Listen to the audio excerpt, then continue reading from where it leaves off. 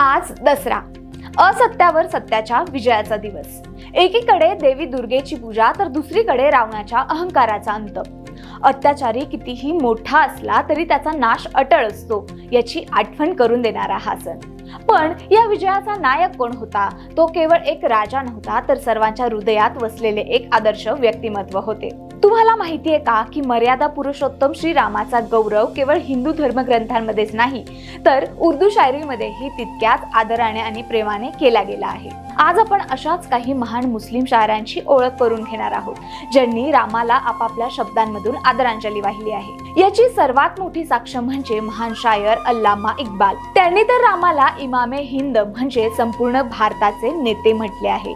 त्यांच्या नज्म मधील काही ओळी ऐका। हे राम के वजूद पे हिंदुस्तान को नाज, अहले नजर समजते हे उसको इमामे हिंद। याचा अर्थ आहे की भारताला रामाच्या अस्तित्वाचा अभिमान आहे आणि जाणकार लोक त्यांना भारताचे इमाम म्हणजेच नेते मानतात। एका मुस्लिम विचारवंताने श्रीरामांना दिलेली ही सर्वोच्च उपाधी भारताच्या गंगा जमुनी संस्कृतीचे प्रतीक आहे।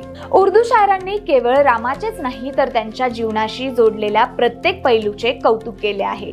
मौलाना जफर अली खान म्हणतात, नक्श ए तहजीब ए हुनूद अब भी नुमाया है अगर तो वो सीता से है, लक्ष्मण से है और राम से है। म्हणजे आज हिंदू संस्कृती टिकून आहे तिचे अस्तित्व सीता, लक्ष्मण आणि राम यांच्यामुळेच आहे असे ते म्हणतात। लोकांच्या मनावर रामाचे राज्य आजही कसे आहे याबद्दल सागर निजामी लिहितात, हिंदियों के दिल में बाकी है मोहब्बत राम की, मिट नहीं सकती कयामत तक हुकूमत राम की। ते म्हणतात की भारतीयांच्या हृदयात रामाचे प्रेम आजही जिवंत आहे आणि प्रलय येईपर्यंत रामाचे राज्य नष्ट होऊ शकत नाही। उर्दू शायरीचा आत्मा हा एकात्मतेचा आणि सर्व धर्म समभावाचा आहे। म्हणूनच सय्यद सफदर रजा म्हणतात, सतगुरु लिखिया रहीम ओ राम लिख, एक है उसके हजारों नाम लिख। याचा सरळ अर्थ आहे सद्गुरु लिहा किंवा राम रहीम लिहा, तो एकच आहे, त्याची हजारो नावे आहेत। आज दसऱ्याच्या दिवशी उर्दू शायरीतील रामाचे हे रूप आपल्याला भारताच्या महान आणि सर्वसमावेशक परंपरेची आठवण करून देतो।